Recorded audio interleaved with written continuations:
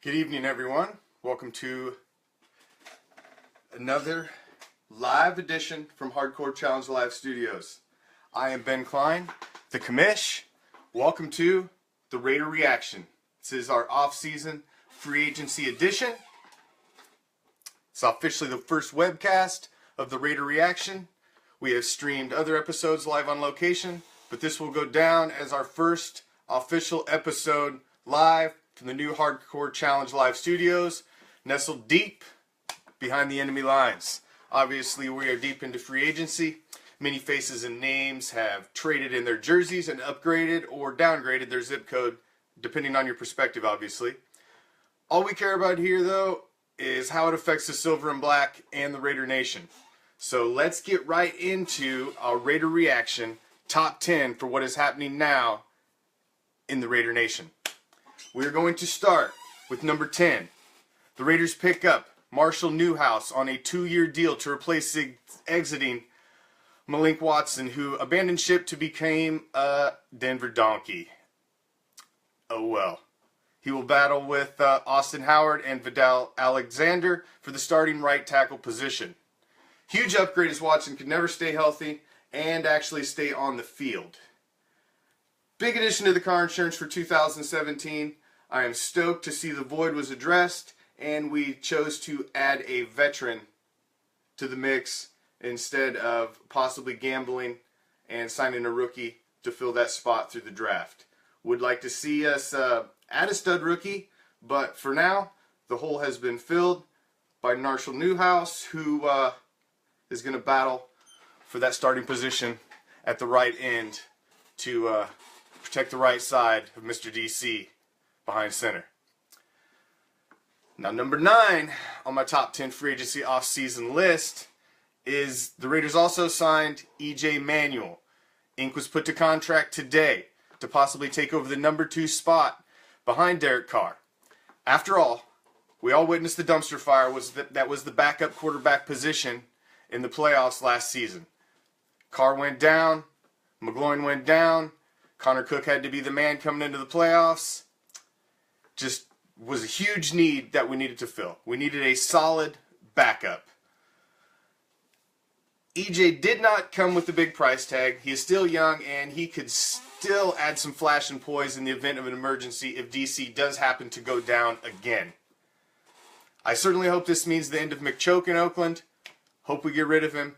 Don't want to see him back on the roster. I think we all seen enough of Matt McChoke last season. Don't need to see him again. Now, number 8 is obviously a big move in-house on our coaching tree, as we're seeing Hall of Famer Rod Woodson promoted to coach the corners instead of the safeties as he did last season.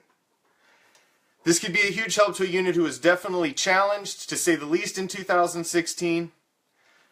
Having the mentoring of Coach Woodson can never hurt anyone, in my opinion, and I look for him to add some serious swagger to the crew that is much needed. Our cornerbacks left the smell of our corners left the smell of burnt toast all over the field last season, and this kid's one way to move up from there, and really the only way up from what we had last season is up for our corners. As always, I want to give out the call-in number. Please write it down, save it. Same number we will always have. It's not going to change, at least as long as I pay my bill and keep that phone. It's not going to change. Same number I've had for years. So, we throw it up there again. All of our webcasts are always interactive. You want to call in, you got something you want to say, something you want to get off your chest, by all means, hit the call-in line. We'll put you on, and hey, get it off your chest if you got something to say. So, we just touched on number 10, number 9, and number 8. Number 7, another big coaching move, came at the end of last season as we released our offensive coordinator, Bill Musgrave, who was cast off to Donkeyville as well, and replaced with Todd Downing, who is going to be our new offensive coordinator for the 2017 season. Now, I'm sure we are all at times were screaming at Musgrave last season, especially during the postseason, as we watched a promising season crash and burn with his vanilla play calling for our rookie quarterback, Connor Cook, in the playoffs. I personally think he would have came in with a better game plan for the kid. We could have stood a better chance. Let's see what Downey can do with the keys to the car now. Let's see, he's got a young, powerful offense. Really interested to see what he's going to do with Carr and our squad of wide receivers, as well as the other new additions on offense. Speaking of other new additions, staying on the offensive side of the ball, I was very pleased to see that we brought back Seth Roberts for 2017. He was a personal favorite of mine, and I thought he came on big later in the season towards the end of the season last season, and no one can forget the huge play in overtime against the Tampa Bay Buccaneers as Carr hits Seth Roberts.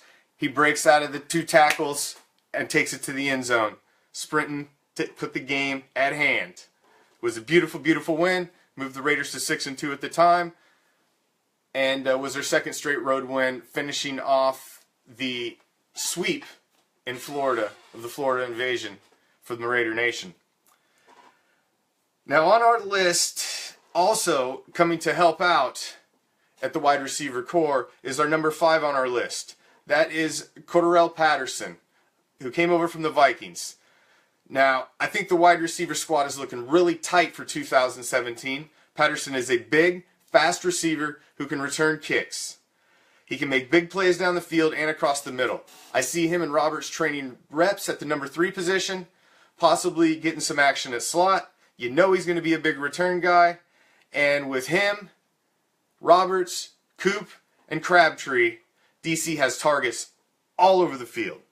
Also adding to those targets is number 4 on my top 10 for the off-season free agency period, and that is adding the target Jared Cook coming over from the Green Bay Packers. Cook had been a playoff beast and proved how clutch he is. He made big plays all over the field, and adding him to our passing lanes to an already talented and deep wide receiver core is going to be huge. And I think DC could be set for another MVP caliber season. Maybe this time, he actually brings it home. We will see, only time will tell. Now, that leads me to the biggest question mark on our offensive roster coming into this free agency offseason period. And that is by far our starting running back. The Tay train left the station for Minnesota. Been big rumors about Adrian Peterson coming over. Rumors got even hotter after Latavius Murray went to the Vikings. So you know, they don't want Peterson back. You know, he's in his early 30s. The guy's a beast. He's got a lot to prove. If you put him behind our solid line, maybe he could be something. I'm not a big fan of Adrian Peterson. I don't really want to see a child abuser in the silver and black. But I trust in Reggie. And if Reggie thinks that's the way to go, then maybe that's the way to go. We will see. Only time will tell. Now the other big rumor, obviously, that we've all been hearing since last week is involving Beast Mode. The retired Seattle Seahawk running back, Marshawn Lynch.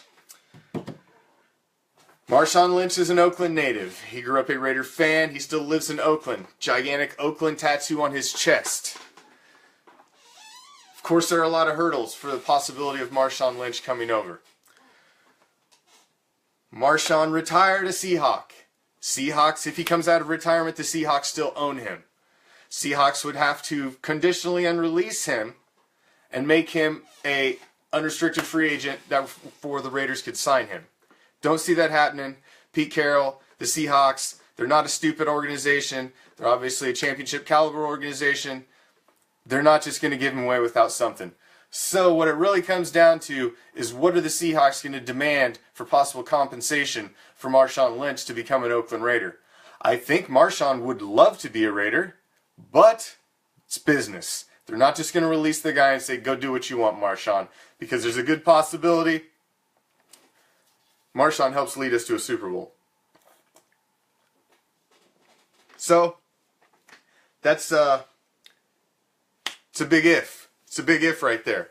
It is obviously a dream scenario for me to see Marshawn Lynch in the silver and black, but there are just so damn many hurdles in the way to make that a reality. He could bring the swagger we need behind our MVP caliber quarterback, but not AP or beast mode. I say we gamble in the draft because there's no one else really in free agency, in my opinion, that is worthy of being our starting running back. Latavius Murray was not even a 1,000-yard rusher last season. Of course, we've got our two second-year stud rookie running backs from last year, Washington and Jalen Richard, who are going to help spell whoever gets that number one spot. But we need somebody who can carry the rock 20 to 30 times, who can be our go-to guy, who can pound it, who can take it into the red zone, and who can put it into the end zone when we need it. We need that banger. We need the banger to go with our two speed guys. So, crossing my fingers, I want to see beast mode. I suppose I could get on the Adrian Peterson bandwagon if I had to. You know, just keep the switch away from the kids, Adrian. That's all we ask. Quit beating your kids. So, that leads me to number 2. That leaves us with only 2 spots left on the top 10. These are the 2 biggest offseason occurrences as far as I'm concerned. Number 2, where the hell do we call home? Is it Vegas? Is it Oakland? Is it San Antonio? Is it Los Angeles? Obviously, the 2 front runners sound like Oakland and Vegas. I'm not a big fan of the Vegas idea. Obviously, I would rather see the Raiders stay in Oakland. Who wouldn't? We're the Oakland Raiders. Been the Oakland Raiders, started as the Oakland Raiders, brief stint in LA, won the championship there, but the Raiders belong in Oakland. However, Oakland has had their freaking chance.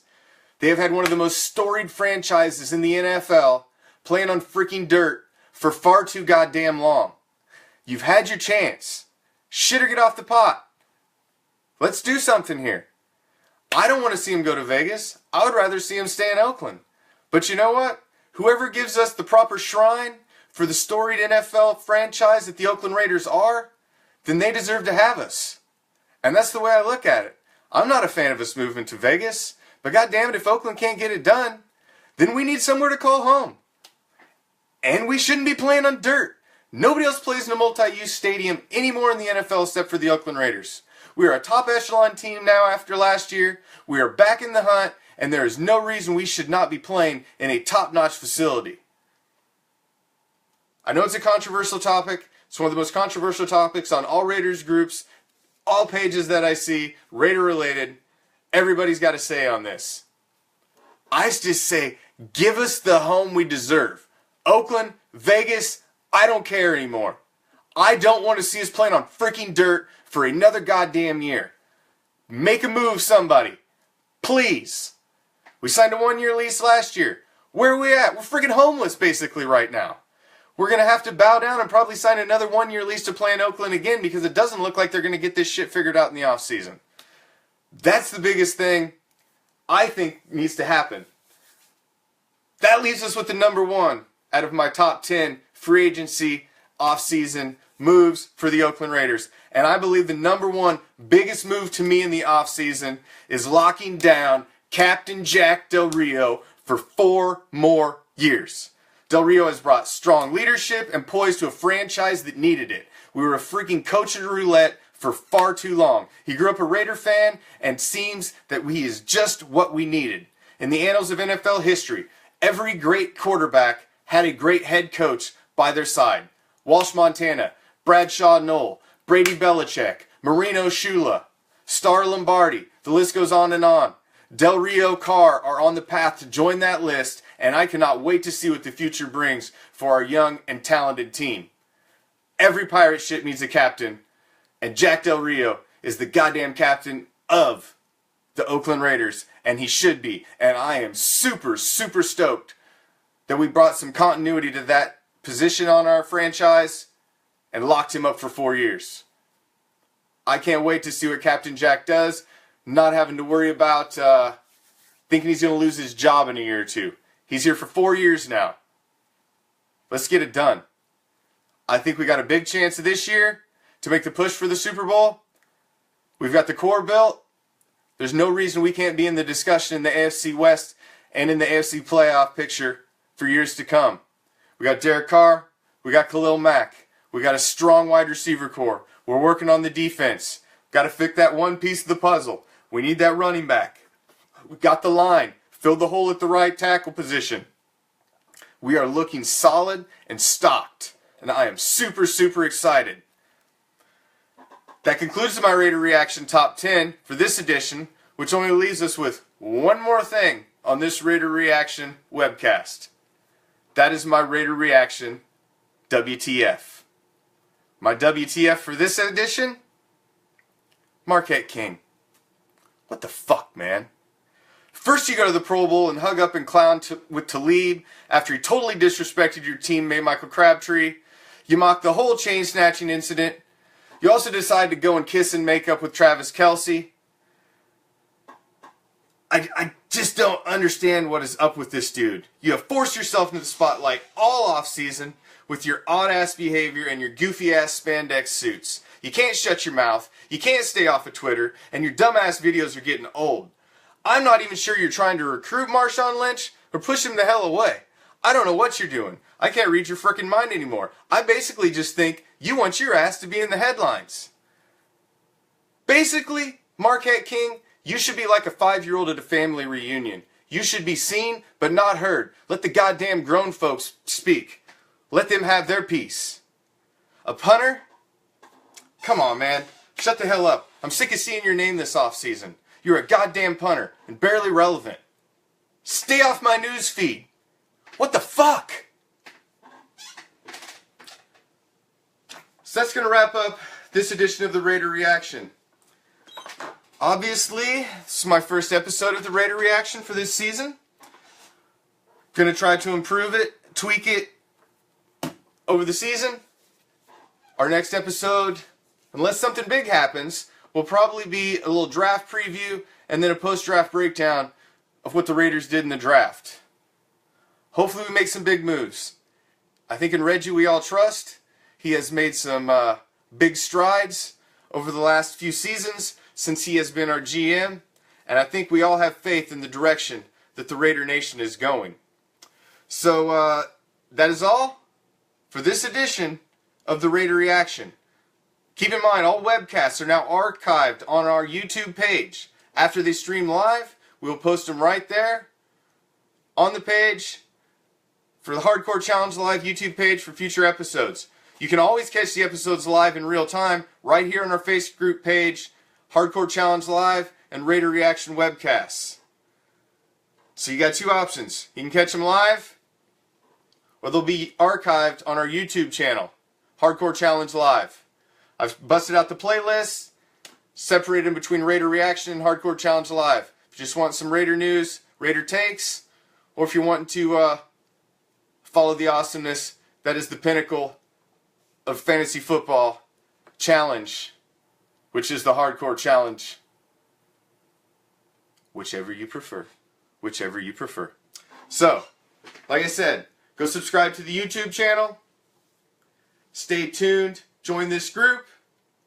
And everybody, if you could please,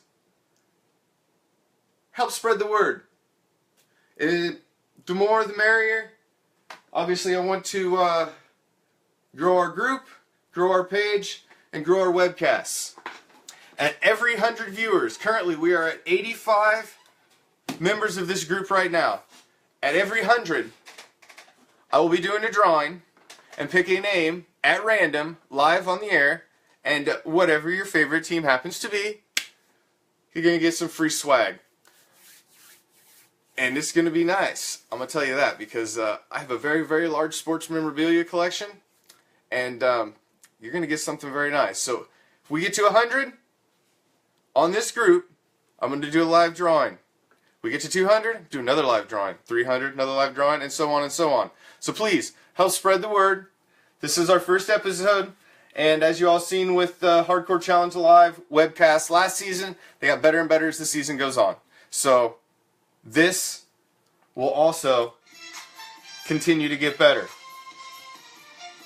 So, as we lead out for our first real edition of the Raider Reaction, thank you for joining us. That was my thoughts on what's been going on in free agency and the off-season of the Raider Nation. It is an exciting time for the Raider Nation. Keep the faith, trust in Reggie, trust in Captain Jack. So until next time, peace, love, Raider Nation.